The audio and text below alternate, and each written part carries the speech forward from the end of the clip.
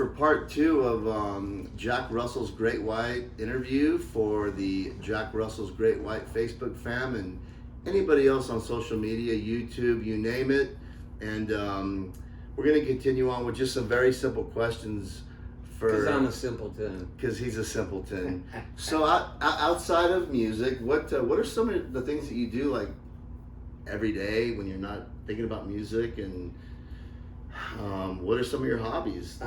Fishing, boating, I fish for sharks. That's my big thing. I live on a 54-foot sport fisher in King Harbor, and I tag and release great whites and mako sharks. I have a permit to do that with great whites. I scuba dive. I just got into hot air ballooning in Albuquerque. So you went to Balloon Fiesta over there? It was amazing. It was so cool, man. So I'm like strung out on that. And I skydive. I scuba dive, like I said. I used to surf, but my bones are kind of messed up, so I don't do that anymore. But I imagine I'll try at some point soon to get back up. If it's to do with the water, I'm all over it. So that vessel that you talk about that you've been living on, I know it's widely known that you've been residing on a boat. So do you captain that thing and go out? Oh yeah, I have a 100-ton license. Wow. I used to work on sport fishing boats when I was a younger kid, like 13, 14, during the summer times or the winter, whenever I wasn't doing the band thing for a while. I would take like a couple months off and I'd zip down to San Diego and I would deckhand and second skipper for a skipper down there. I logged enough hours and then I took my Coast Guard 100-ton license, master license, and I got that, so. So where's your favorite place to go when you just pull the ropes off the dock and I'm going someplace? Well, we go to Catalina a lot. We go out to the other shallow islands like Santa Rosa, San Clemente, as far out as San Nicolas, which is like almost 100 miles. We go up Santa Barbara Island. There's just so many islands. I love all of them. Catalina though, because the harbor is so beautiful, and it's populated. And there's a lot of cool stuff to do. Ever encounter any kind of treacherous situations, like you're out and about? Dude, let me tell you something. We took my boat up to Frisco one year. This was back when I had my last boat. It was a 36-footer, and we took it up from Redondo Beach up to San Francisco, in underneath the Golden Gate Bridge, back to the very back of the bay, where the San Joaquin River empties into the bay, where it turns from fresh water to salt water. Come on, Scotty. Sorry about the interruption, but by mine. By all means, continue. Just go ahead and sit down and grab some cheese over there by the bar. So, anyway, we took the boat up. It was smooth sailing. We got back in the delta, the fresh water, and we docked it into this little where my ex-wife's family used to rent a cabin at, for 2 weeks during the summer. So they had a dock, and we docked there, and spent time. But all of a sudden, my boat's in fresh water. It was really weird. And on the way back home, when we got out of the bay and we were working our way down to Half Moon Bay, it started getting really bad. And by the time we got to Santa Cruz, it was so bad, I had to get a guest slip in Santa Cruz Harbor, and it's by Monterey, same thing. And get a rent-a-car, drive her home, pick up my brother-in-law, drive back up. Me and him took the boat down the rest of the way because I wasn't going to leave it in Santa Cruz all winter. So I'm leaving. The Coast Guard's like, "You're not going out in that, are you?" I go, "I don't have a choice." He goes, "Well, we'll be hearing from you." I go, "No, you won't. The boat capsizes. We're both going to die of hypothermia before we can even get a distress signal out." The water was like 57 degrees. Oh, yeah. It was the middle of the night, full moon, So we just went for it. And there was some times where I've been on boats since I was 5. I've been in some big shit. We were in 20-foot seas. The top of my canvas was 20 feet off the surface of the water. I remember being down the back of the boat everything that was inside the refrigerators, everything was on the deck. And every cupboard was open. And I'm hanging on the rail trying to take a piss because I didn't want to go downstairs because, I got the crap beat out of me, you know what I mean?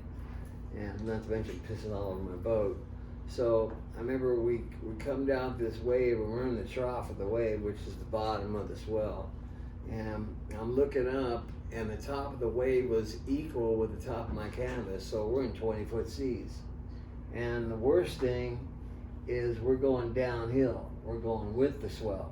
And the swell is doing like 17 knots and my boat's doing like 12. So you get going, all of a sudden the boat will pick you up and it starts pushing you. So you're surfing, you're riding this wave and it's moving, but you can't keep up with the speed. So the boat starts to yaw, you know what I mean? And that's when you worry about capsizing, because what'll happen is the back of the boat, corner of the boat will get picked up by the wave and roll you over.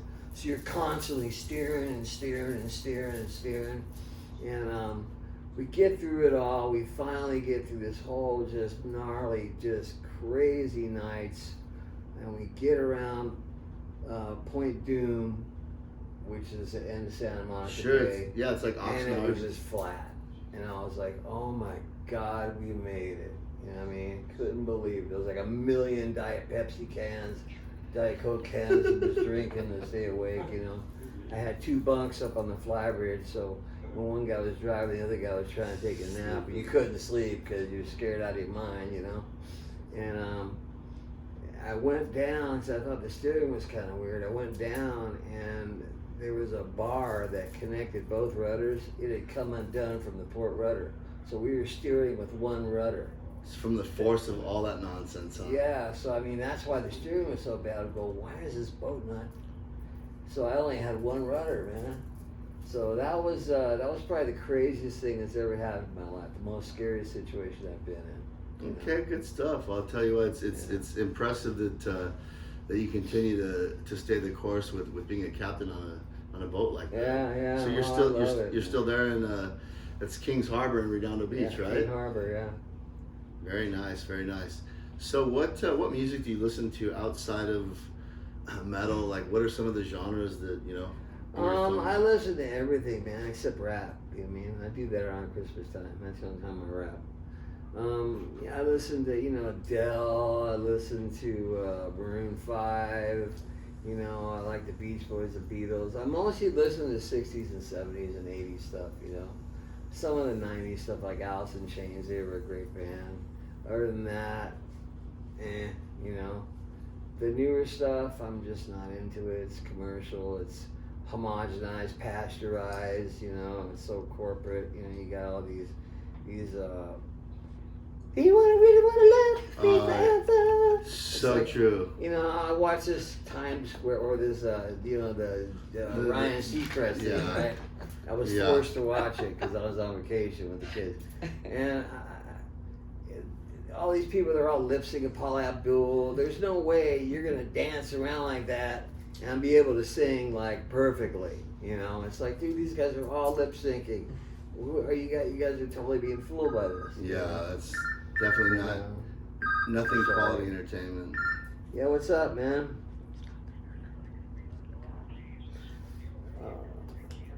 Well, you know where I'm at. I'm still here. I'm coming down at some point, but it's going to be a bit. All right. Bye. Sorry about that. So looking into 2020, I know that you guys are touring a ton, playing tons of live shows. What's on the horizon? Any new music? Yeah, we have an album coming out in March. It's the One Spittin' Acoustical Bites. It's basically the One Spittin' recording in its entirety, unplugged. And that is a beautiful record. I mean, it is like well beyond what I thought it was going to be. It came out so good. And I'm not doing one of these numbers. I mean, it really, really did. Sure. And I was kind of thinking, well, how are we gonna do acoustic version of Living on the Edge, or what's that one song? Never Change Heart or things like that. But those are some of my favorite songs of the album. They came out so great. And it's a beautiful record. And then we got a new record we're working on. And we also have the Great Zeppelin 2 album, which we recorded, which has songs like Kashmir and House of the Holy and Really? a lot of other Zeppelin stuff that we didn't record before, you know. So that's Nice. coming out. So there's a lot of stuff what we have come out this year. So yeah, the new album, we got some great, I mean, you always want to you want to do better than your last record. I'll tell you what, that first record we did was a monster as far as I'm concerned. There was some beautiful material on there. And, you know, I got to top that. So we're really working hard to make sure we make a better record than that one. And that's not an easy task. Sure. You know? I don't mean to sound, you know, unhumble, you know what I mean? But, you know, it really was a great record. I'll tell you what, so we're going to go ahead and wind up. So is there anything else you want to tell the Jack Russell Facebook fam or anybody else right now as you finish up your show tonight, going into 2020 and the new year? Anything you want to, you know, reach out and say, hey, this is what we're doing. This is what Joe didn't ask me questions about. Just kind of a narrative, a freestyle about Great White and what's to become here in the next for 2020. Right. Well, first I'd like to tell you guys all to kiss my fucking ass. And no, I'm just kidding. I want to say from the bottom of my heart, I love each and every one of you. You're my family, and you've allowed me to live out my dreams. And there are no words of thank you that are big enough to say that. But thank you, and I love you all. And there's just a lot of great stuff going on this year, and expect a lot of great music and a lot more shows. And I'm feeling great. I'm in great health. Don't believe what you hear from other camps, because it's not true. He was there at the show tonight, you know. I think he thought it was a pretty good show. Yeah? And you all will see all of this in high definition format, the entire set, front to back, side to side. I don't think I've ever seen Jack Russell and Great White perform as on point, unfettered, uninterrupted, without any sort of pause in my entire life. It's like I was back 15 years old at the Timbers in Glendora again. So thanks again for that. I just wish you would have played Street Killer. Street Killer, Stick It, or Down Your Knees. Well, you know, it's in the set. Had we more time, we would have put those in. We would have put Street Killer in for sure, and probably Shot in the Dark, because I like to keep playing. But they finally said, we were supposed to play an hour and a half. I mean, we went well over that, you know. So the guy said he can't go anymore. We got like a curfew, you know. You guys have already gone over it, so I can't let you play anymore. Yeah. So kind of a restricted venue, but we'll well, I mean, it's not as bad as some. Some are like dead on the money, and if you pay a minute over, you get fined. You know what I mean? Because it's like what do they call that? A union gig. Right. So the guys that work there get paid. You know what I mean? You get fined like $1,000 every minute that you're over. So you know, you got to watch the clock. I hate those gigs. Yeah, so that was a lot of fun. I really enjoyed it. I had a good time. I felt good. The band sounded great. The crowd was great. You know. You've got a cast of characters that are very talented. It's a pleasure and honor to have seen you tonight, and we look forward to many more shows, bro. Just so we didn't mention it, kids didn't mention it, we were born at the same hospital. Yeah, in case you, that was off the record. So Beverly Hospital, her birthday is December 8th, 1960. I'm the 23rd, you're the 5th. Yeah. So we're all December babies here. And we lived in Whittier. Yeah. Grew up like minutes, Yeah. like literally, you know, like minutes away from each other. And this is the first time we met, which was so odd, you know. Yep. All right. So that's going to conclude everything. Chuck. And Chuck's coming in. Chuck, you want to say hi to the camera, Chuck? Hey, you might as Say well, hi real so quick. you know you're not just say hi, Chuck. How you doing? Hi, Chuck. You can turn off. That's it for now. All So, right, thanks, man. Thank you.